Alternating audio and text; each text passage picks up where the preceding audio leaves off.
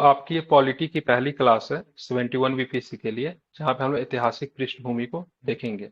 तो आखिर संविधान जो हमारा इतना व्यापक संविधान है, इसकी विकास कोई एक दिन में तो हुआ नहीं, काफी लंबा समय इसमें लगा। तो कहाँ से शुरुआत होती है?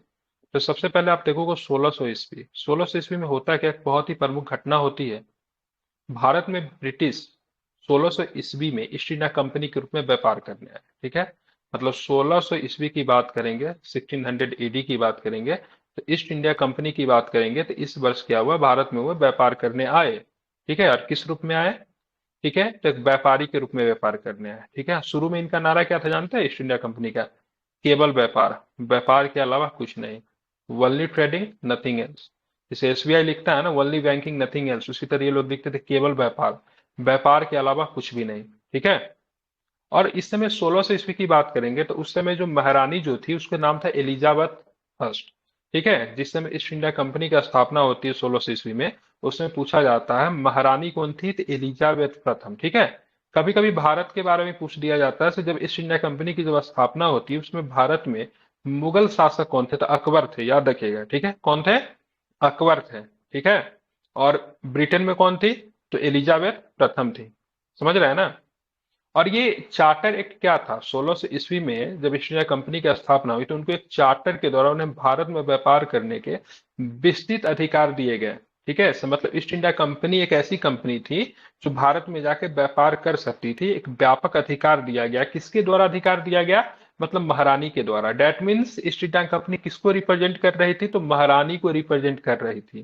तो ये जो अधिकार पत्र जो इनको दिया गया चार्टर के माध्यम से, इसका मतलब ये हुआ कि ईस्ट इंडिया कंपनी के अलावा कोई भी अन्य ब्रिटिश कंपनियां भारत में व्यापार नहीं कर सकती थी। इसका रीजन क्या था? क्योंकि मान लीजिए 10 ब्रिटिश कंपनियां अगर भारत में अगर व्यापार करती, तो उनके बीच मतभेद होता। अब मतभेद होने से क्या होता, नुकसान होता। अब प्रॉफिट तो कुछ होता नहीं बीच में से। अगर मान लीजिए भारत से अगर 10 रुपया प्रॉफिट हो रहा है, तो केवल ईस्ट इंडिया कंपनी अगर व्यापार करी, तो 10 के 10 रुपया ईस्ट इंडिया कंपनी के पास में जा रहा है।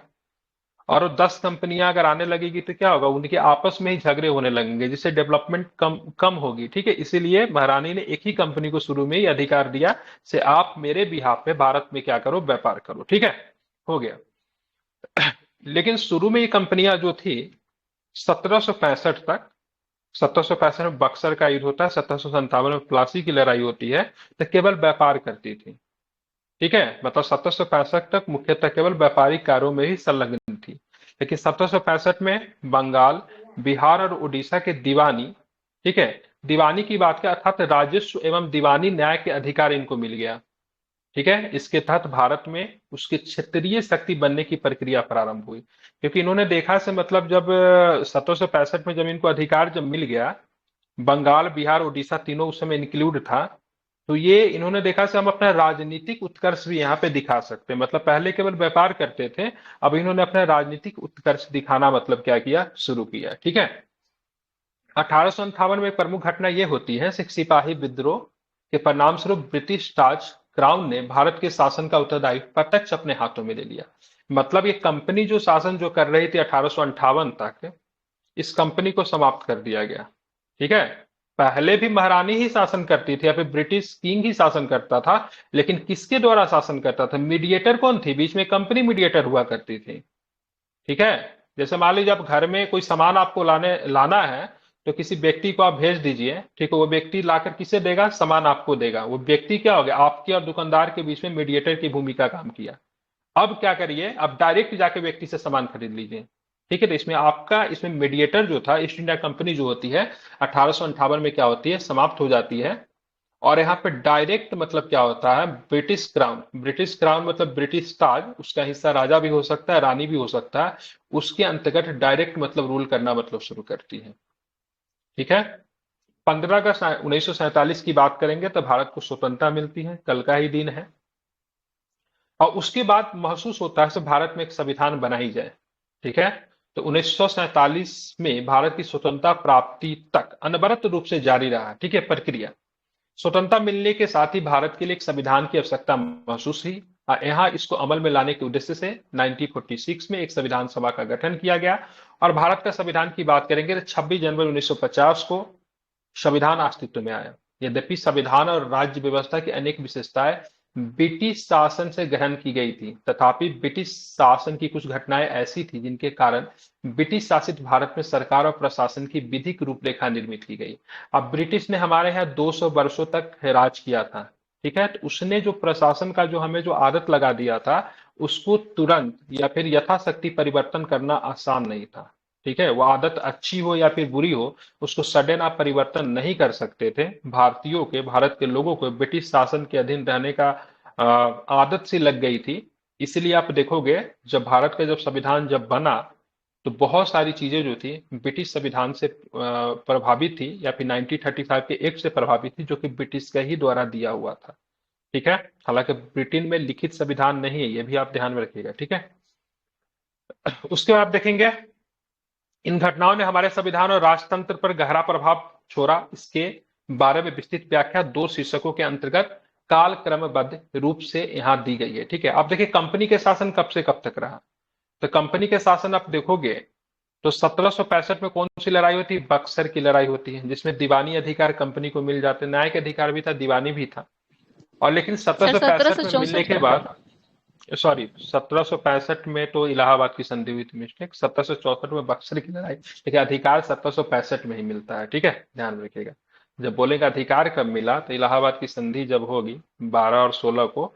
ठीक है, 12-16 क्या था, महीना भूल रहा हूँ, अगस्त है कि जनवरी है, देख लीजिएगा। ठीक है, 1765 में तब जाके इनको पूरी तरीके से अधिकार मिलती है। ठीक है, जब ये अधिकार जब मिल जाती है ना, तो इनको लगता है कि भाई अधिकार तो मिल गया, क्षेत्र भी मिल गया, लेकिन कंपनी के प्रशासन को चलाने के लिए एक नियम होना चाहिए ना। तो इसीलिए लेकर आए रेगुलेटिंग एक्ट। रेगुलेट करना, रेगुलेट मतलब क्या, संचालन करना होता है। तो संचालन करने के लिए एक्ट लेकर आते हैं, तो इनको बोलते हैं रेगुलेटिंग एक्ट। तो ये कंपनी के शासन का जो पहला जो एक्ट जो होगा, उसको रेगुलेटिंग एक्ट कहेंगे, जो कि 1773 से था। और ये कब तक था? तो 1858 तक था, जब तक कंपनी समाप्त नहीं हो जाती है। ठीक है, अब डायरेक्ट मतलब क्राउन का शासन कब आएगा? 1858 में कंपनी समाप्त होगा। ठीक है, सिपाही विद्रोह के बाद 1858 से लेकर 1947 तक जो होगा, ठीक है, सम्राट का शासन होगा, या फिर क्राउन का शासन होगा, या फिर ताज का शासन कह लीजिए। ठीक है, तो ये प्रक्रिया है। तो सबसे पहले हम देखेंगे रेगुलेटिंग एक्ट को, पढ़ेंगे, इसको समझेंगे, रेगुलेटिंग एक्ट क्यों आया, कब आया, नहीं, और कब से कब तक मतलब रहा, इन सारे चीजों को हम लोग समझेंगे। तो सबसे पहले कंपनी का शासन आप देखेंगे कब से कब तक, 1773 से लेके 1858 तक। 1858 तक। बिल्कुल ठीक है। और यहाँ पे जो आवश्यकता जो होती है, जब कंपनी का प्रशासन जब बढ़ने जब लगता है, तो उनको क्या चीज की आवश्यकता होती है? तो आवश्यकता होती है क्या चीज का? रेगुलेट करने का। भाई नियम बनाओगे ना, अब घर में ही आप रहो या फिर अपने पार्टनर के साथ रहते हो, तो देखिएगा एक संविधान होता है, भाई चप्पल खोल के बाहर से आओगे। ठीक है, दिन के खाना तुम बनाओगे, रात का मैं बनाऊंगा। ठीक है, जब मैं पढ़ूंगा तो फोन से बात नहीं करोगे, सोने के समय लाइट बंद कर देना। क्या है वो, आपका छोटा सा कमरा में भी आपने नियम बना दिया। तो कंपनी जब यहाँ पे जब रूल करना जो शुरू की, तो ब्रिटिश पार्लियामेंट को लगा से भाई से तो जैसे तैसे रूल कर रहा है, तो एक नियम बना दिया, रेगुलेटिंग एक्ट आया। और इसका बहुत अधिक इंपॉर्टेंस है। कैसे, इसको समझेंगे। इस अधिनियम का अत्यधिक संवैधानिक महत्व था।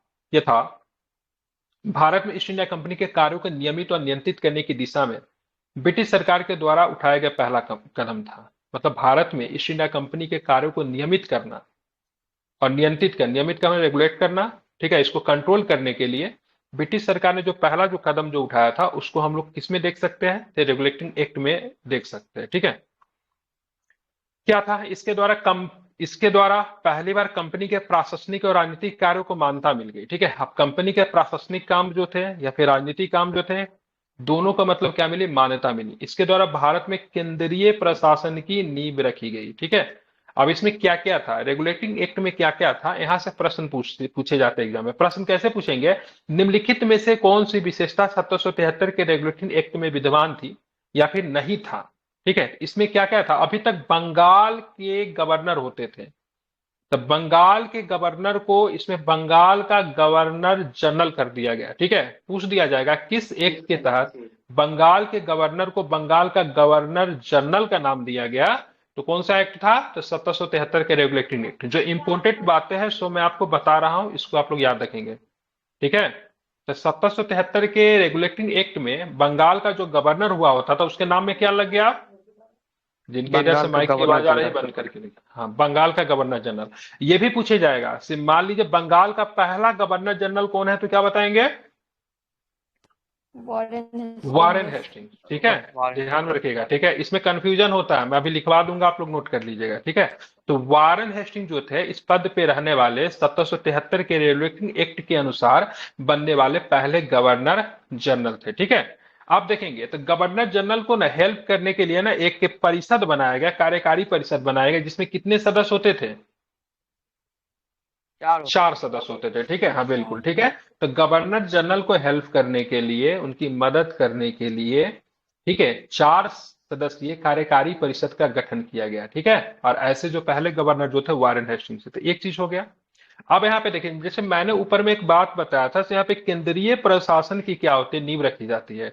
और जब केंद्रीय प्रशासन की नींव रखी जाएगी, दैट मीन पावर का मतलब क्या किया जाएगा, सेंट्रलाइज कर दिया गया, समझ रहे हैं ना। मतलब शक्ति कहाँ पे रहेगी, तो शक्ति एक जगह पे रहेगी, ठीक है। एक सेंट्रलाइज होता है, एक डिसेंट्रलाइज होता है, ठीक है।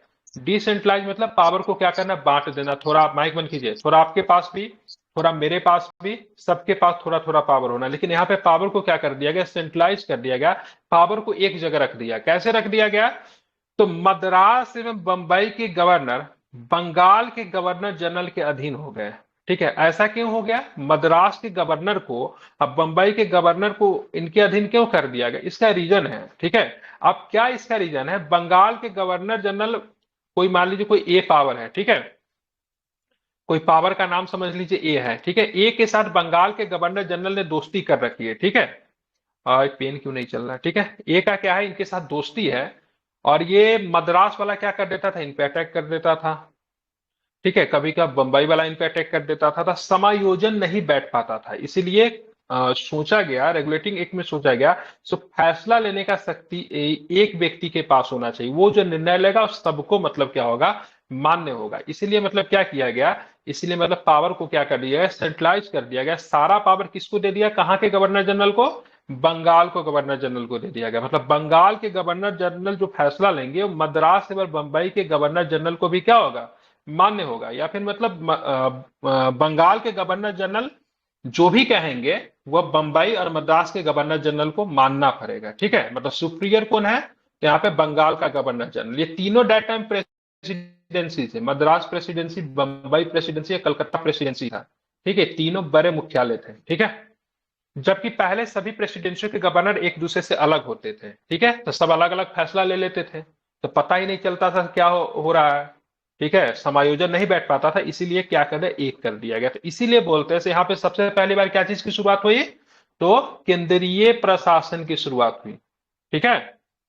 समझ, हमारा प्रशासन कैसा, प्राइम मिनिस्टर जो फैसला लेते हैं वो सबको मान्य होता है कि नहीं, कि गृह मंत्री कुछ और करेगा, रक्षा मंत्री कुछ और करेगा, नहीं, कैबिनेट की बैठक होती है तो एक आदमी फैसला लेता है, सबको मान्य होता है। अगर सब अपना मन से काम अगर करना शुरू कर जाए तो अराजकता फैल जाएगी, इसीलिए मतलब यहाँ पे केंद्रीय प्रशासन की क्या की गई, शुरुआत की गई।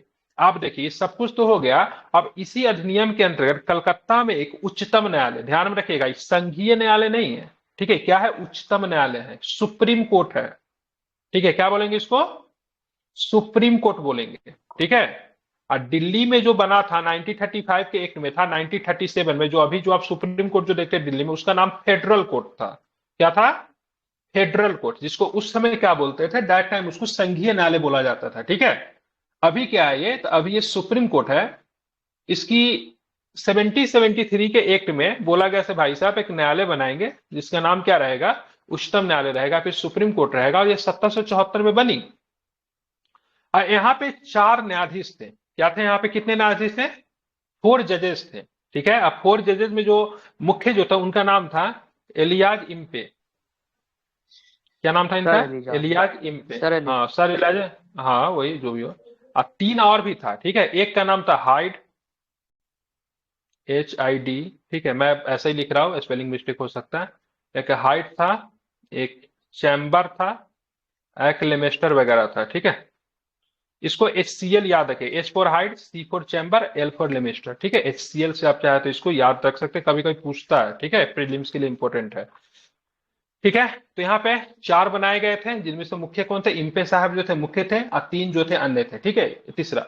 अब यहाँ पे देखिएगा, कंपनी के जो अधिकारी जो थे ना बहुत अधिक करप्ट हो गए थे। ये क्या करते थे, कंपनी का जब सामान जब जाते रहता था ना, उसमें थोड़ा सा अपना सामान भी डाल देते थे और उसको प्रॉफिट पे बेच लेते थे। अपना सामान क्यों डालते थे, क्योंकि कंपनी के जो अधिकारी जो था ना, उनको दस्तखत फ्री मिला हुआ था, समझे। दस्तखत फ्री क्या होता है, दस्तखत मिला हुआ था फ्री ट्रेडिंग का।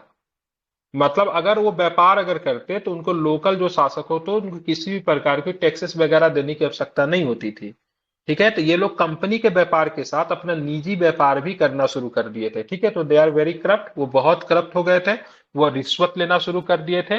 भारतीय इंडियन पीपुल जो थे वो उनको प्रसन्न करने के लिए उनको पुरस्कार वगैरह देते थे, अवार्ड वगैरह देते थे। तो इस एक्ट में कहा गया जो कंपनी के जो कर्मचारी जो है वो ना तो निजी व्यापार कर सकते हैं, भारतीय लोगों से उपहार मतलब गिफ्ट भी नहीं ले सकते और रिश्वत भी नहीं ले सकते, सबको प्रतिबंधित कर दिया गया। मतलब अगर कोई कर्मचारी अगर ये काम करेगा तो उसको क्या कर दिया जाएगा, उसको रेस्ट्रिक्ट कर दिया जाएगा। ठीक है, तो तीनों चीजों पे बंद कर दिया गया। एक और भी चीज इसमें किया गया इस एक्ट में, इस अधिनियम के द्वारा ब्रिटिश सरकार का कोर्ट ऑफ डायरेक्टर्स, ध्यान में रखिएगा, कोर्ट ऑफ डायरेक्टर्स क्या थी, कंपनी की गवर्निंग बॉडी थी। ठीक है, जो कंपनी को गवर्न करने के लिए जो बॉडी जो थी उसको बोला जाता था कोर्ट ऑफ डायरेक्टर्स, के माध्यम से कंपनी पर नियंत्रण सशक्त हो गया। मतलब कोर्ट ऑफ डायरेक्टर्स जो होता था, ठीक है, ये कुछ लोगों का एक समूह होता था जो कि कंपनी के कार्यों पर नियंत्रण करती थी, से कंपनी जो है वो सही से काम कर रही है कि नहीं है। ठीक है, मतलब फैसले जो होते थे इनके द्वारा लिया जाता था। इसने भारत में राजस्व, नागरिक और सैन्य मामलों की जानकारी ब्रिटिश सरकार को देना आवश्यक कर दिया। ठीक है, मतलब भारत में जो भी काम होगा, या फिर मान लीजिए राजस्व से संबंधित कोई कार्य हो, नागरिक मामले से कोई कार्य हो, या फिर सैन्य मामले से संबंधित कोई भी काम हो, वो सारा मतलब क्या, किसको रिपोर्ट देना पड़ेगा, तो ब्रिटिश गवर्नमेंट को या फिर ब्रिटिश पार्लियामेंट को रिपोर्ट करेगा। कौन करेगा रिपोर्ट, तो ब्रिटिश पार्लियामेंट को रिपोर्ट करेगा कोर्ट ऑफ डायरेक्टर्स। तो कोर्ट ऑफ डायरेक्टर्स क्या है, तो कोर्ट ऑफ डायरेक्टर्स बनाया गया 1773 के एक्ट में, कंपनी के ऊपर क्या करे, एक तरह से चेक एंड बैलेंस करके रखे। ठीक है, कंपनी के ऊपर कौन है, कंपनी के रेगुलेट करने के लिए गवर्निंग बॉडी बैठी हुई है जिसको कोर्ट ऑफ डायरेक्टर्स कहते हैं। लेकिन कोर्ट ऑफ डायरेक्टर्स इनडायरेक्टली उसे किसको रिपोर्ट कर रहा है, तो ब्रिटिश पार्लियामेंट को, या फिर समझ लीजिए ब्रिटिश सरकार को रिपोर्ट कर रहा है। ठीक है, तो ब्रिटिश सरकार ने कंपनी को सही से चले इसलिए कोर्ट ऑफ डायरेक्टर्स को क्या किया, कंपनी के ऊपर बैठा दिया। ठीक है, कंपनी कुछ हेर फेर नहीं करेगी। ठीक है, तो ये सारी चीजें हो गई। लेकिन इस एक्ट में बहुत अधिक खामियां थी। 1773 का जो एक्ट है, रेगुलेटिंग एक्ट लाया गया था इसको सुधारने के लिए, तो इसमें बहुत अधिक खामियां थी। तो उसके बाद एक आता है 1781 में एक एक्ट आता है, इसको बोलते थे एक्ट ऑफ सेटलमेंट, याद कर लीजिएगा, इसमें नहीं दिया हुआ है। ठीक है, क्या बोलते हैं, एक्ट ऑफ सेटलमेंट बोलते हैं।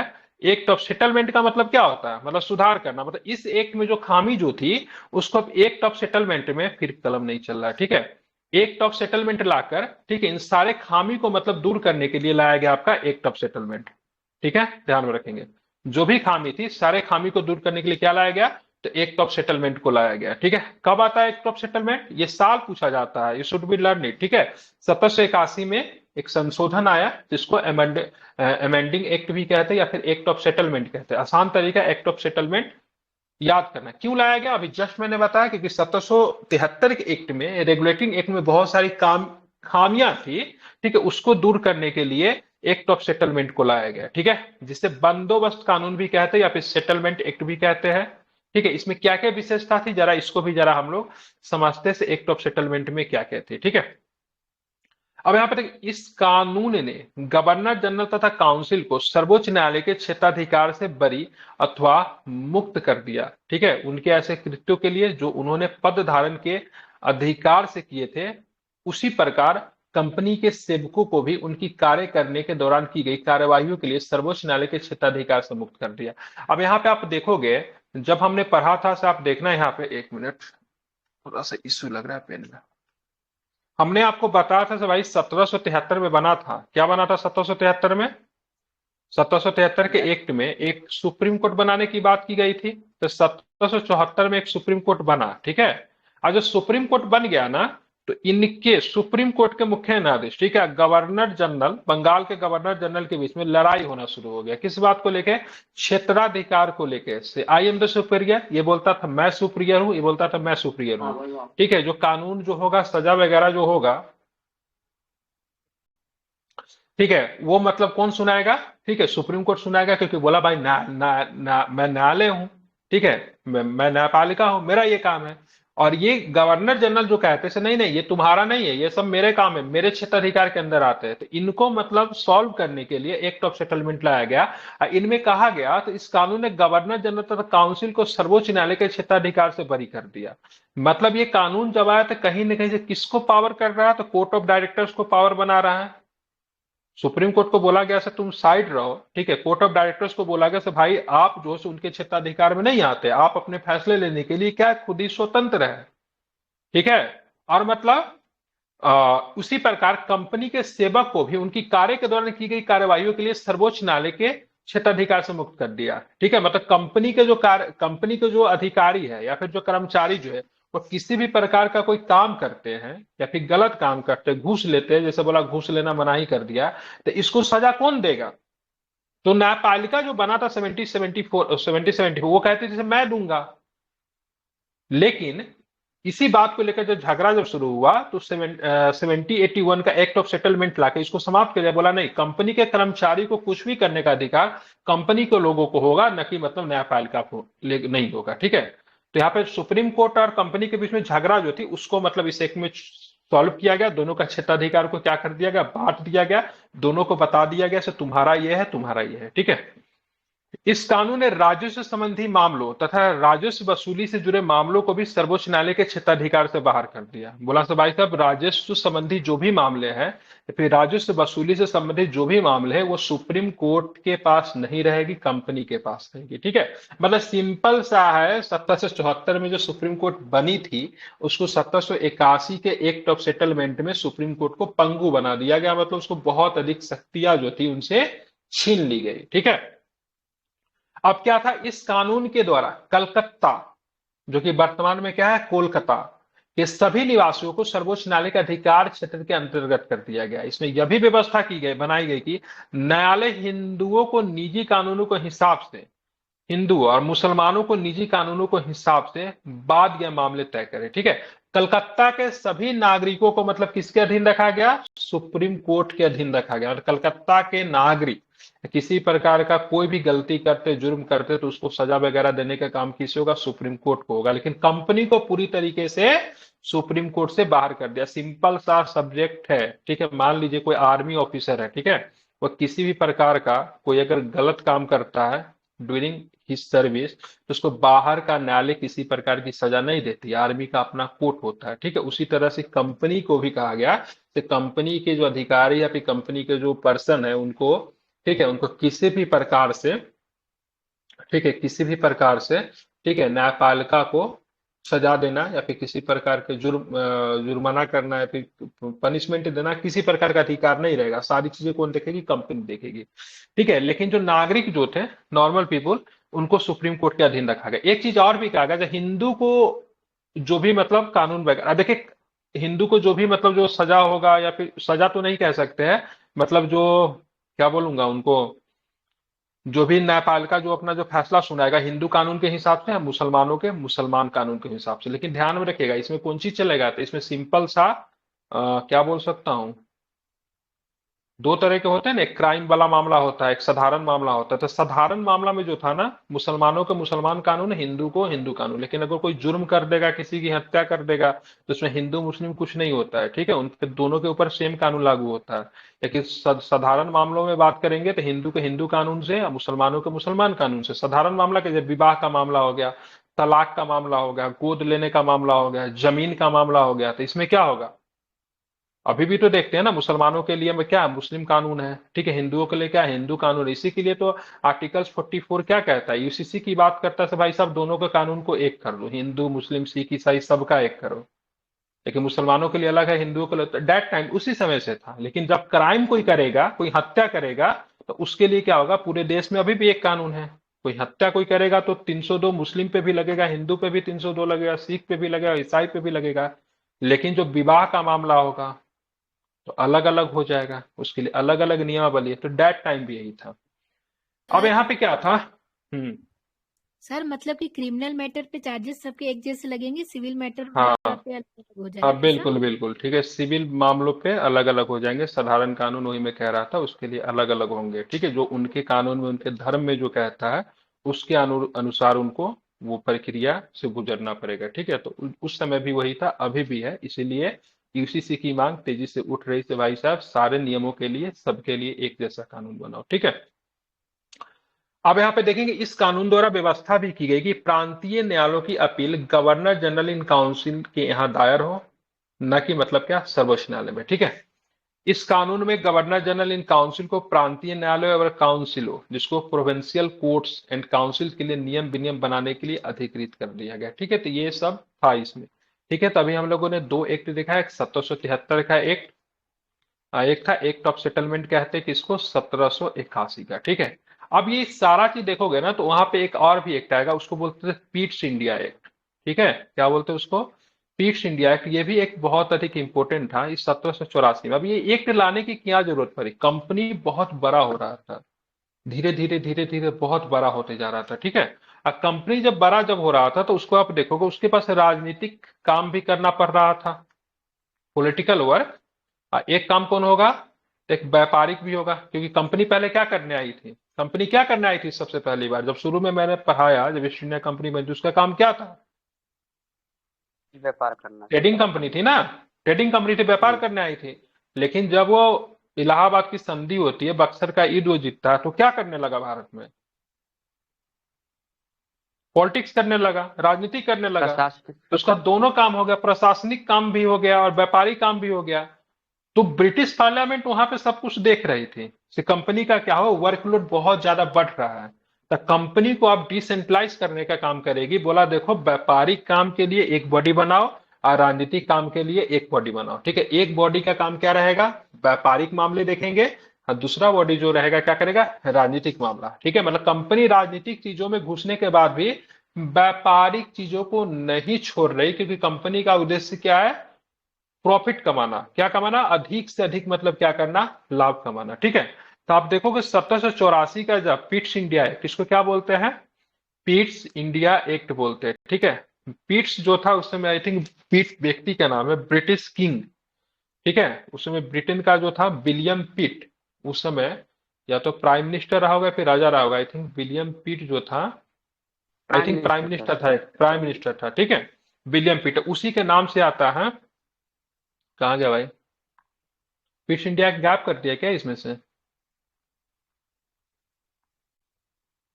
सर अच्छा, मुझे लगा 1784 का पिट्स इंडिया एक्ट इसमें नहीं दिया है। ठीक है, मैं बता दे रहा हूँ 1784, इसलिए मुझे लगा दिया होगा, इसलिए मैं बता रहा था। तो 1784 में जो पिट्स इंडिया एक्ट था उसमें क्या गया, बोर्ड ऑफ डायरेक्टर्स बनाया गया, बोर्ड ऑफ कंट्रोलर बनाया गया, लिख लीजिए। ठीक है, क्या बना 1784 के पिट्स इंडिया एक्ट में, बोर्ड ऑफ डायरेक्टर्स और बोर्ड ऑफ कंट्रोलर। ठीक है, तो बोर्ड ऑफ डायरेक्टर्स का काम क्या था, कौन सा मामला देखना, अरे डायरेक्टर क्या करे, किसमें डायरेक्टर होते हैं, कॉमर्शियल मामले में सर। होता बिल्कुल कमर्शियल में होता है, तो कौन सा मामला देखेगा, व्यापारिक मामला देखेगा। और कंट्रोल करने का काम कौन होता है, सबको कंट्रोल कौन करता है, राजनेता ही तो करते हैं ना। तो कंट्रोलर का काम क्या था, राजनीतिक मामला। ठीक है, तो 1784 में पीस इंडिया एक्ट आता है, और उसमें दो चीजें थी, एक राजनीतिक मामला था, एक व्यापारिक मामला था। ठीक है, तो राजनीतिक मामले के लिए बोर्ड ऑफ कंट्रोलर, व्यापारिक मामले के लिए बोर्ड ऑफ डायरेक्टर्स। ठीक है, इतना याद रखिएगा, इंपॉर्टेंट, यही आपका पीस इंडिया एक्ट है। पीस इंडिया एक्ट से यही प्रश्न पूछा जाता है, बताओ बोर्ड ऑफ डायरेक्टर्स कब बना, बोर्ड ऑफ कंट्रोलर कब बना, बोर्ड ऑफ डायरेक्टर्स का क्या काम था, बोर्ड ऑफ कंट्रोलर का क्या काम था। ठीक है, तो आप इसे याद रखोगे। बोर्ड ऑफ चलिए डायरेक्टर्स आगे, का जो नियंत्रण था वो तो बोर्ड ऑफ कंट्रोलर भी तो कर रहा था ना वहाँ पे उस वक्त। क्या था, सर मेन जिसका जो पर्पस था, बोर्ड ऑफ जो कंट्रोलर का जो नियुक्त किया गया तो बोर्ड ऑफ डायरेक्टर्स के नियंत्रण के ही के लिए तय किया गया था सर, शायद मे भी। हाँ बिल्कुल ठीक है, लेकिन वो मुख्यतः बोर्ड ऑफ कंट्रोलर जो था राजनीतिक मामलों के लिए था, लेकिन बोर्ड ऑफ डायरेक्टर्स उसकी पावर अधिक थी। ठीक है, बोर्ड ऑफ डायरेक्टर्स को भी कंट्रोल कर सकता था, लेकिन मुख्य रूप से वो राजनीतिक मामलों के लिए था। ठीक है, चलिए आप यहाँ पे देखेंगे 1786 का नियम। अभी तक आपने देखा था, ठीक है, लॉर्ड कॉर्नवालिस की बात करेंगे, तो लॉर्ड कॉर्नवालिस बहुत बड़ा व्यक्ति था। ठीक है, बहुत, मतलब अभी तक भारत में जितने भी गवर्नर आए थे उनमें से 1786 में जो लॉर्ड कॉर्नवालिस बना, बहुत पावरफुल था। और इसको कमांडर इन चीफ का, ये आर्मी बैकग्राउंड से था, किससे था, आर्मी बैकग्राउंड से था। बोलोगे आर्मी बैकग्राउंड से कहाँ था, तो अमेरिकी स्वतंत्रता संग्राम जब चल रहा था ना अमेरिका में, तो वहां पे ये सेनापति नियुक्त था। मतलब ब्रिटिश की, ये हालांकि ये हार गया। ब्रिटिश को लीड कौन कर रहा था अमेरिकी स्वतंत्रता संग्राम में, तो लॉर्ड कॉर्नवालिस कर रहा था। ध्यान में रखिएगा, दो थे ना, एक जॉर्ज वाशिंगटन जो थे वो विद्रोही, मतलब जो उपनिवेश जो थे वहां पे कितने उपनिवेश थे, 13 उपनिवेश थे। 13 उपनिवेश को लीड कौन कर रहे थे, जॉर्ज वाशिंगटन। और इधर ब्रिटिश को लीड कौन कर रहा था, तो कॉर्नवालिस। हालांकि 1786 में जब वहां पे हार जाता है तो इसको भारत भेजा जाता है। तो इसका बैकग्राउंड क्या हो गया, आर्मी बैकग्राउंड। ये बोलता है ठीक है हम भारत तो आएंगे, लेकिन भारत आने के बाद प्रशासनिक मामला तो गवर्नर तो देखता ही था।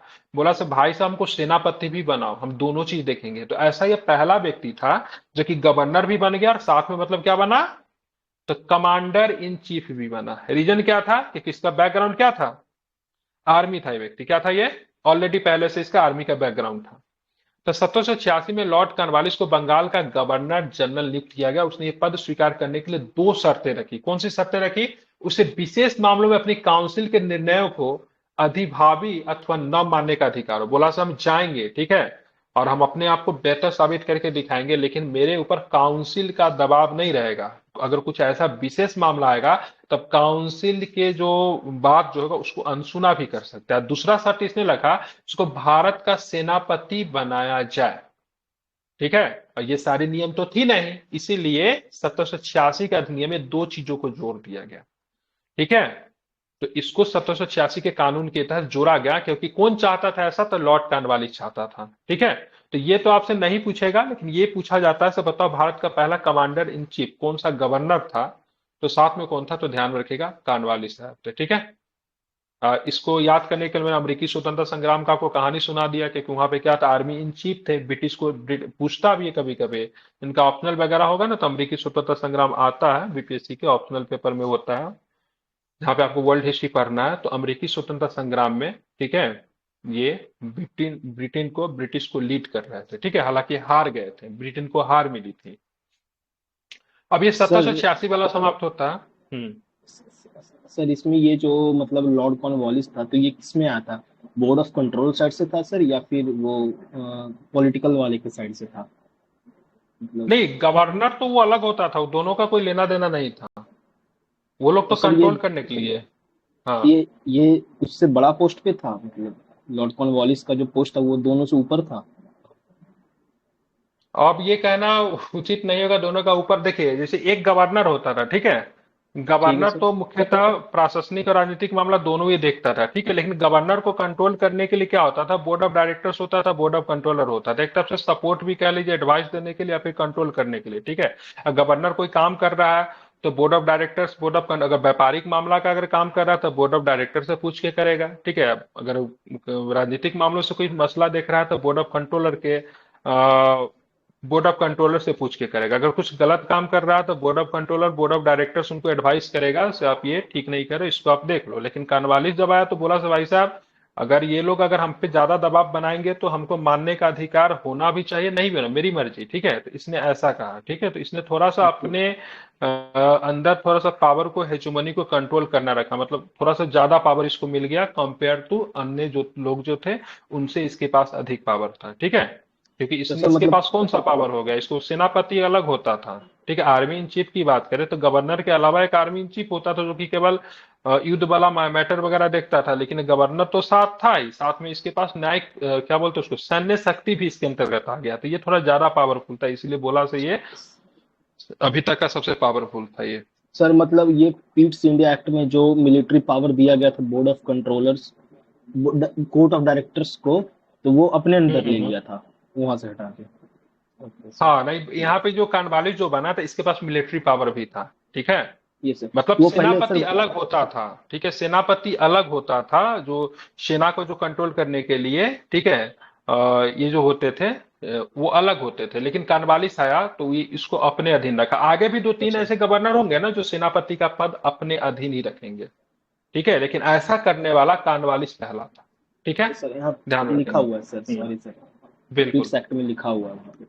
हाँ, पीट्स एक्ट में लिखा होगा। ठीक है, आप देखेंगे अब 1793 का, जैसे 1786 में तो ये कानवालिस बनकर आया ना, 1786 में आया, ठीक है। रहेगा कब तक? 93 में रखेगा। देखिए, किसी किसी गवर्नर जनरल का जो कार्यकाल जो होता है ना, बहुत अधिक इंपॉर्टेंट आता है। ये कॉर्नवालिस वन ऑफ देम है, ठीक है। ये 1786 में आता है, 1793 तक रहता है, ठीक है, ध्यान में रखना। तो 1793 का चार्टर कानून, ठीक है। अब यहाँ से क्या आएगा? तो यहाँ से आपको अधिनियम समाप्त होगा, अब आपको चार्टर कानून आपको देखने को मिलेगा। देखिए, पीस ऑफ इंडिया को उल्टा दे दिया है, मतलब यही पहले देना चाहिए था, इधर दे दिया पीस इंडिया एक्ट, ठीक है। अब इस कानून की विशेषताएं क्या थी? 1793 का जो क्या होता है चार्टर कानून जो था, क्या? सर? चार्टर क्या होता है? चार्टर थोड़ा समझाएंगे। और चार्टर सर, चार्टर क्या? वो चार्टर। मतलब वही कानून का एक रूपरेखा है, ठीक है, और कुछ नहीं। चार्टर ऐसा कुछ चीज का नाम नहीं है। वो जो कानून जो आता था, अधिनियम हो गया, चार्टर हो गया, वही होता था। मतलब लिखा हुआ होता था, भाई ऐसे ऐसे आपको फॉलो करना है, कोई सर चीज एक का नाम कॉमन नहीं है नेम ये। यूज हो रहा था नहीं, हर हाँ, हर कॉमन एक्ट के नेम लिए यूज हो तो। रहा था, बिल्कुल। आगे चल के आप देखोगे तो और भी बहुत कुछ होगा, अधिनियम आएगा, चार्टर आएगा, ठीक है। चल, यहाँ पे ध्यान में रखें, कॉमन नेम था, बस इसको यूज करते हैं। इसने लॉर्ड कॉर्नवालिस को दी गई काउंसिलों के निर्णय के ऊपर अधिभावी शक्ति को भविष्य में सभी गवर्नर जनरल प्रेसिडेंशियल के गवर्नर तक विस्तारित किया। अब लॉर्ड कॉर्नवालिस को क्या दी गई थी? काउंसिल के जो फैसले जो होंगे, उस फैसला को कॉर्नवालिस अगर चाहे तो माने, अगर न चाहे तो नहीं भी माने। सारे परिस्थिति में नहीं, ठीक है। किस परिस्थिति में? विशेष परिस्थिति में। तो इसमें किसको पावरफुल बना रहा था? गवर्नर को पावरफुल बना रहा था। तो सारे आगे के गवर्नर ने भी मतलब इन चीज को मांगना मतलब शुरू कर दिया, ठीक है। सो भाई साहब, हमको भी इसी तरह का पावर चाहिए, तब काउंसिल के निर्णय को माने या फिर ना माने, ठीक है। तो 1793 के एक्ट में ऐसा विशेषता किया गया कि काउंसिल के निर्णय को गवर्नर जनरल मानने के लिए बाध्य नहीं होंगे, ठीक है। इसको आगे के गवर्नर जनरल तक भी क्या कर दिया गया? विस्तारित कर दिया गया, ठीक है। ध्यान रखिए, जो कि सबसे पहले किसको मिला था? हुआ द फर्स्ट कॉर्नवालिस, वालिस को। ठीक है। लेकिन आगे चल के आप सबको मिलेगा, ठीक है। चलिए, आप देखेंगे और क्या क्या चीज है इसमें। इसे गवर्नर जनरल को अधीनस्थ बॉम्बे और मद्रास प्रेसिडेंसी को सरकारों के ऊपर अधिक नियंत्रणकारी शक्ति प्रदान की। मतलब यहाँ पे क्या हो रहा है? सेंट्रलाइज 1793 के एक्ट में और भी अधिक मतलब क्या किया? केंद्रीयकृत की शुरुआत की गई। ये बॉम्बे और मद्रास प्रेसिडेंसी की सरकार के ऊपर, ठीक है, गवर्नर जनरल जो कि बंगाल का होता था, उसका नियंत्रण करने का कैपेबिलिटी किस में आता था? 1773 के एक्ट में ही था। पढ़ा था ना हम लोग ने, सबसे पहले रेगुलेटिंग एक्ट में मद्रास और बम्बे के गवर्नर जनरल को बंगाल के गवर्नर जनरल के अधीन कर दिया गया। और यहाँ पे जो 1793 में जो था, इनको और भी अधिक मतलब क्या कर दिया गया? तो और भी अधिक मतलब क्या कर दिया गया? पंगु बना दिया गया अन्य प्रेसिडेंसी के गवर्नर को, ठीक है। इसने भारत पर व्यापार के एकाधिकार को अगले 20 वर्षों के लिए बढ़ा दिया गया। बहुत इंपॉर्टेंट है। इस 1713 कंपनी को जो व्यापार का जो एकाधिकार मिला हुआ था, वो कब मिला था? 1600 ईस्वी में मिला था ना। तो भारत के साथ जब व्यापार करो, तो ये बढ़ते बढ़ते बढ़ते रहता था। हमेशा इनको ना ब्रिटिश पार्लियामेंट से लेना पड़ता था हर साल, ठीक है। लेकिन 1793 में कहा गया से नहीं, ये 20 वर्षों तक इनका रहेगा, ठीक है। 20 वर्षों तक भारत में कोई भी व्यापार नहीं कर सकता है। कौन व्यापार करेगा? तो केवल ईस्ट इंडिया कंपनी व्यापार करेगी। ईस्ट इंडिया कंपनी क्या है? ये ब्रिटिश गवर्नमेंट नहीं है। ईस्ट इंडिया कंपनी कंपनी है जो ब्रिटिश सरकार का नेतृत्व करती है। मतलब और भी बहुत सारी कंपनी हो सकती है ईस्ट इंडिया कंपनी के अलावा भी ब्रिटेन में, लेकिन भारत के साथ व्यापार केवल ईस्ट इंडिया कंपनी ही करेगी। अन्य भी बहुत सारी कंपनियां तो वो भी कहती थी भाई साहब हमको भी व्यापार करने दो, लेकिन ईस्ट इंडिया कंपनी का एक अधिकार बना हुआ था, ठीक है। तो 1793 के एक्ट में इसको बढ़ाकर कब कर दिया गया? ठीक है, 20 वर्षों तक। तो 1793 से बढ़ेगा कब तक जानते हैं? 1813 तक। फिर 1813 से बढ़कर कब? 1833 तक, ठीक है। फिर 1833 से फिर 1853 तक, ये 20-20 वर्षों तक बढ़ते रहेगा, ठीक है। 1853 से आगे बढ़ता है, लेकिन बीच में क्या हो जाता है? सिपाही विद्रोह हो जाता है। इसलिए सिपाही विद्रोह कंपनी के कारणों से ही उत्पन्न हुआ, इसलिए कंपनी को ही बोला जाता है भाई साहब हो तुम क्या हो जाओ? तुम समाप्त हो जाओ। तो 1793 से ही बढ़ते रहेगा, ठीक है। इसने कमांडर इन चीफ के गवर्नर जनरल काउंसिल के सदस्य होने की अनिवार्यता को समाप्त कर दिया, बशर्ते कि उसे उसी रूप में नियुक्त किया गया हुआ, ठीक है। मतलब इसने कमांडर इन चीफ के गवर्नर जनरल काउंसिल के सदस्य होने की जो अनिवार्यता जो थी उसको समाप्त कर दी गई, बशर्ते कि उसे उसी रूप में नियुक्त किया गया होगा, ठीक है। इसने व्यवस्था की कि बोर्ड ऑफ कंट्रोल के सदस्यों तथा उनके कर्मचारियों को भारतीय राजस्व से ही भुगतान किया जाएगा। ये बहुत इंपॉर्टेंट चीज है, ठीक है। मतलब पहले जो इनको जो भुगतान जो होता था लंदन से होता होगा फिर कहीं भी होता होगा, लेकिन बोर्ड ऑफ कंट्रोल के सदस्यों तथा उनके कर्मचारी को जो पैसा जो मिलेगा, सैलरी जो मिलेगा, वो भारतीय राजस्व से ही मिलेगा। ठीक है। और हमने बताया से 1793 के बाद व्यापारिक अधिकार कितने वर्षों तक कंपनी का बढ़ा दिया गया? 20 वर्षों तक। तो 1793 में जब आप 20 आप जोड़ोगे तो क्या आएगा? 1813 आएगा। ठीक है। तो 1813 का चार्टर एक्ट को जरा हम लोग देखते हैं। अब इसमें क्या क्या किया गया जरा देखिए। इस कानून ने भारत में कंपनी के व्यापार एकाधिकार को समाप्त कर दिया गया। बहुत इंपॉर्टेंट चीज है।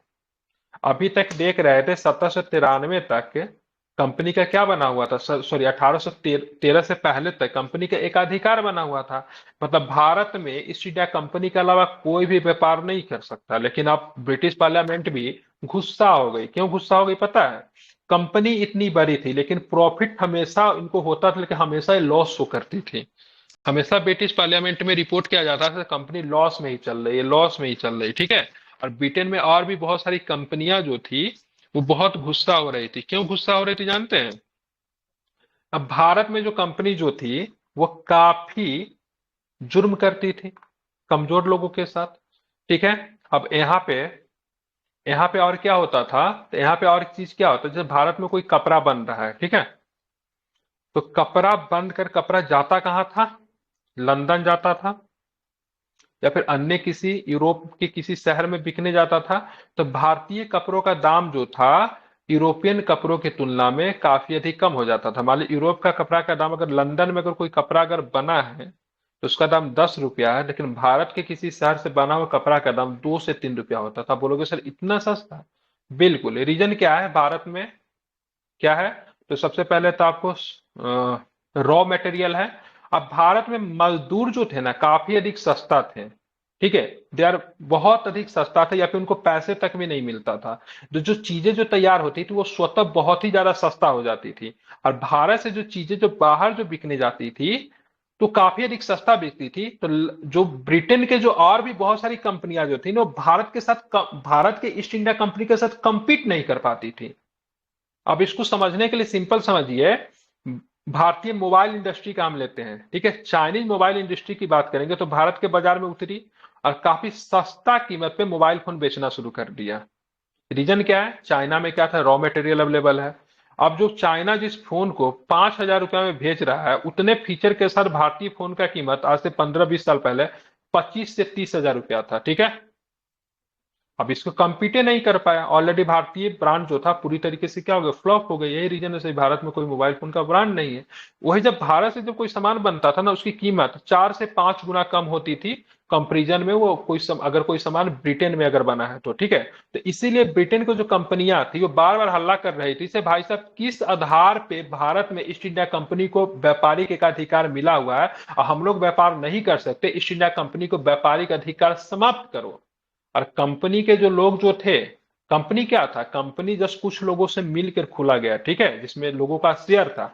वो क्या करते थे? ब्रिटिश पार्लियामेंट के जो पार्लियामेंट जो थे, संसद, उनको घूस खिलाते थे ताकि उनके हित की बात करें, उनको बचा के रखे। ठीक है। लेकिन ये कितने समय तक चलेगा?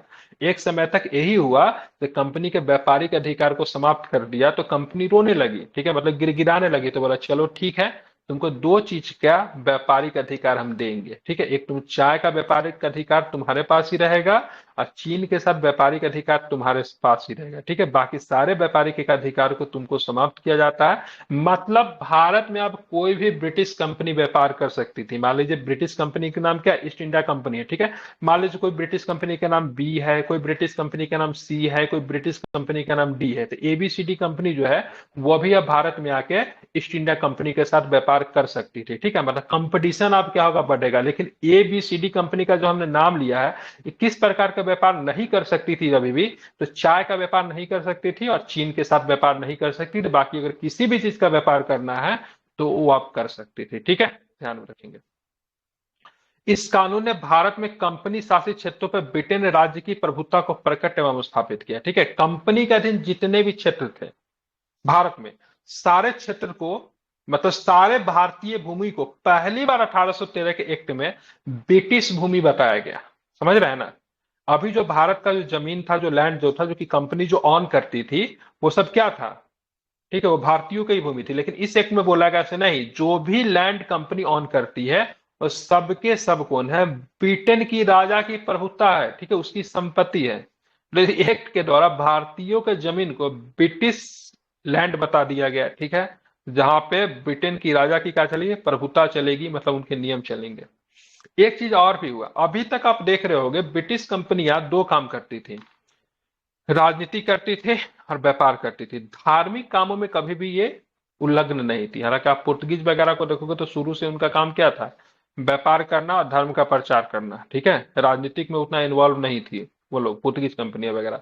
लेकिन ये जब आएंगे तो क्या करेंगे, ये व्यापार करेंगे और राजनीति करेंगे, लेकिन धर्म का प्रचार नहीं करेंगे। लेकिन 1813 के एक्ट में जो ईसाई मिशनरी जो थे उनको भारत में धर्म का प्रचार करने की अनुमति दी गई, ठीक है, मतलब धर्म प्रचार करेंगे, खूब प्रचार के लिए, यहाँ तक कि कन्वर्जन भी करवा सकते हैं, ठीक है। तो ईसाई मिशनरी जब भारत में 1813 के बाद आते हैं तो ये लोग खूब कन्वर्जन करवाना शुरू करते, कन्वर्ट करवाते लोगों को, ईसाई धर्म में परिवर्तन करवाते। मेनली जब आप देखोगे तो ईसाई धर्म में मुख्यतः आदिवासी समुदाय को बहुत अधिक ये लोग परिवर्तन करवाते हैं, ठीक है। झारखंड वगैरह के क्षेत्र में, उड़ीसा वगैरह में अभी भी आप जाओगे आदिवासी क्षेत्रों में तो बहुत लोग ईसाई मिलेंगे। तो कहीं ना कहीं 1813 का एक्ट का बहुत बड़ा असर है, मतलब 1813 के एक्ट में ब्रिटिश कंपनियां भारत में आके, सॉरी, ईसाई मिशनरी भारत में आके धर्म का प्रचार करने का इनको आदेश दिया गया, ठीक है। अब यहाँ पे देखेंगे इस कानून ने भारत के ब्रिटिश इलाकों में बासिंदों के बीच पश्चिमी शिक्षा प्रचार प्रसार की व्यवस्था दी, ठीक है, मतलब बासिंदा मतलब सिटीजन, मतलब भारत के ब्रिटिश इलाका में। अब ब्रिटिश इलाका क्या है यार, भारतीय भूमि को 1813 के एक्ट में क्या बना दिया गया, ब्रिटिश भूमि बना दिया गया, नाम दे दिया गया साहब ये ब्रिटिश भूमि है, ठीक है। तो यहाँ के जो लोग जो थे उनको मतलब पश्चिमी शिक्षा के प्रचार प्रसार की व्यवस्था की गई। मतलब इनका कहना था से मुझे ऐसे लोग चाहिए जो कि मतलब बाई बाई मतलब ध्यान में रखे, बाई कलर इंडियन हो, ठीक है, लेकिन बाई ब्लड की बात करेंगे, ठीक है, या फिर बाई कलर वो इंडियन है लेकिन उनका रहन सहन, उनका स्टैंडर्ड कैसा होना चाहिए, ब्रिटिश होना चाहिए, ठीक है, मतलब उठना बैठना लिहाज कैसा होना चाहिए, ब्रिटिश होना चाहिए। कलर भले ही उसका इंडियन जैसा हो लेकिन उसका रहन सहन कैसा होना चाहिए, ब्रिटिश होना जैसा होना चाहिए। इसीलिए इन्होंने पश्चिमी शिक्षा के प्रचार प्रसार की व्यवस्था की। आप बहुत सारा पुराना फिल्म देखते होंगे तो उसमें देखते हुएगा जो इंडियन पीपल एकदम ब्रिटिश के साथ टाई कोट वगैरह के एकदम ब्रिटिश एक्शन में बात कर रहा है, रहन सहन उनका एकदम ब्रिटिश जैसा। तो ये 1813 के एक्ट में ही किया गया ताकि ऐसे लोग जो ब्रिटिश एक्शन, ब्रिटिश चीजों में अगर विश्वास करने लगे तो ब्रिटेन ब्रिटेन के सपोर्टर बन के रहेंगे, ठीक है। तो 1813 में इन्होंने ऐसा काम करना शुरू कर दिया, भारतीयों का क्या करना, इसको ब्रिटिशीकरण करना, मतलब इनको क्या बनाना, भारतीयों का मतलब क्या करना, ब्रिटिश बनाना, ठीक है। तो ये ब्रिटिशीकरण की बात करेंगे तो 1813 के एक्ट में शुरू किया गया था। इस कानून ने भारत के स्थानीय सरकारों को व्यक्तियों पे कर लगाने के लिए अधिकृत किया, कर भुगतान न करने पे दंड की व्यवस्था भी की गई, ठीक है। तो भारत की जो स्थानीय सरकार, लोकल गवर्नमेंट, व्यक्ति पर कर लगाने के लिए अधिकृत किया गया, मतलब लोकल गवर्नमेंट जो है व्यक्ति के ऊपर क्या कर सकते हैं, टैक्स लगा सकते हैं। अगर ऐसा नहीं करेंगे तो उनको क्या दिया जाएगा, उनको दंड दिया जाएगा, ठीक है। तो 1813 का एक्ट अपने आप में बहुत ही ज्यादा महत्वपूर्ण है। प्रश्न क्या बनता है मैं बता दे रहा हूं, ठीक है। कंपनी के व्यापारिक अधिकार को कब समाप्त किया गया, तो 1813 में किया गया। और क्या क्या चीज पे व्यापारिक अधिकार डेट टाइम भी बना हुआ था, तो एक चाय के साथ और दूसरा किसके साथ, चीन के साथ, ठीक है, ध्यान में रखना है। और एकाधिकार क्या होता है सो मैं बता दिया, सो मतलब ईस्ट इंडिया कंपनी के अलावा भारत में कोई भी व्यापार नहीं कर सकती थी। लेकिन 1813 के एक्ट में कोई भी ब्रिटिश कंपनी भारत में आकर व्यापार कर सकती थी और ईस्ट इंडिया के साथ कंपीट कर सकती थी, ठीक है, लेकिन चाय और चीन के साथ व्यापार नहीं कर सकती थी। इस एक्ट में भारतीय भूमि को ब्रिटिश भूमि बताया गया। ईसाई जो मिशनरी जो थे वो भारत में आके लोगों को क्या कर सकते, धर्म परिवर्तन करवा सकते थे, धर्म का प्रचार कर सकते थे, ठीक है। जो स्थानीय गवर्नमेंट, लोकल गवर्नमेंट जो था वो लोगों पे टैक्स लगाने के लिए बाध्य किया गया, ठीक है। अगर टैक्स नहीं देते हैं तो फिर उनको सजा देने का भी प्रावधान किया गया, ठीक है। पश्चिमी शिक्षा का प्रचार प्रसार भी यहाँ पे किया गया, ठीक है। अब आते हैं, आपका छूट गया था पिट्स इंडिया एक्ट, ठीक है, जो कि पहले ही देना चाहिए था लेकिन नहीं दिया था, ठीक है। क्या ये, तो रेगुलेटिंग एक्ट की बात करेंगे तो 1773 की खामियों को दूरी करने के लिए ब्रिटिश संसद ने संशोधित अधिनियम 1781 पारित किया, ठीक है। इसको इस 1781 वाले एक्ट को मैंने क्या बताया था, इसको क्या बोलते हैं, 1781, अंशु बताओ क्या बोलते हैं इसको, एक्ट ऑफ, सर ठीक है, of settlement. Act of settlement, ठीक है। इसका काम क्या था, तो 1773 का जो कमी जो था उसको ठीक करना, ठीक है। लेकिन इसमें भी कमी था, मतलब ये भी मतलब ये भी मतलब परफेक्ट नहीं था, ठीक है। तो इसको भी कमी को दूर करने के लिए आगे चल के फिर से एक 1784 का एक अधिनियम आता है जिसको क्या बोलते हैं, पिट्स इंडिया एक्ट बोलते हैं, ठीक है।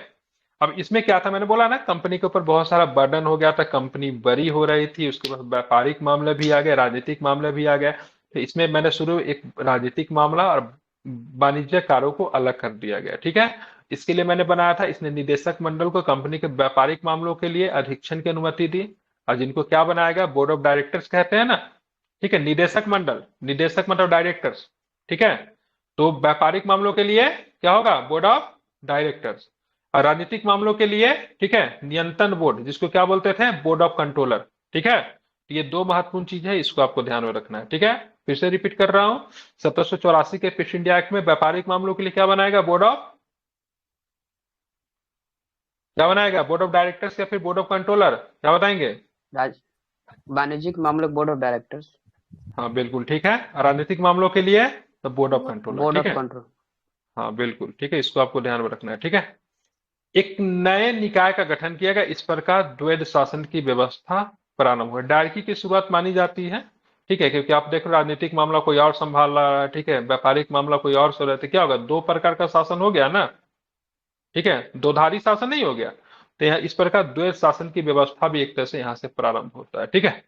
नियंत्रण बोर्ड को यह शक्ति थी कि ब्रिटिश नियंत्रित भारत की सभी नागरिक सैन्य सरकारों में राजस्व गतिविधियों को अधीक्षण करे, ठीक है। तो नियंत्रण का काम क्या होगा भाई, कंट्रोल करना। कंट्रोल क्या करोगे, तो कंट्रोल जो नागरिक मामले जो होंगे, सैन्य मामले जो होंगे, राजस्व गतिविधियों को अधीक्षण भी कर सकता है, उसको मतलब क्या करेगा, नियंत्रण भी कर सकता है। इस प्रकार यह अधिनियम दो कारणों से महत्वपूर्ण था। पहला, भारत में कंपनी का अधीन क्षेत्र पहली बार ब्रिटिश आधिपत्य का क्षेत्र कहलाया। दूसरा, ब्रिटिश सरकार को भारत में कंपनी के कार्यों, इनके प्रशासन का पूर्ण नियंत्रण मतलब प्रदान हो गया, ठीक है। अब मैंने बोला था ना, हमने क्या पढ़ा था, 1793 पढ़ा था ना, तो उसके बाद 1813 का एक्ट हम लोग पढ़ लिया था, बोले थे ना, फिर 1793 में 20 साल के लिए बढ़ाया गया, तो क्या हो गया, 1813 आएगा। अब फिर मतलब 1813 में जो कंपनी के एकाधिकार को 20 वर्षों के लिए बढ़ाया जाएगा, तो कौन सा एक्ट आएगा, 1833 का एक्ट आएगा, ठीक है। तो 1793, 1813, 1833, 20-20 वर्षों के लिए, ठीक है। तो कल के क्लास में हम लोग देखेंगे 1833 का जो चार्टर नियम जो था, इसके बारे में कल के क्लास में देखेंगे। बाकी मैं इसका जितना पढ़ा उसका एमसीक्यू दे दूंगा, आप लोग सबको देख कर आना, कल मैं सबसे पूछूंगा, ठीक है, नाम ले लेकर पूछूंगा और आप लोग को बताना होगा, ठीक है।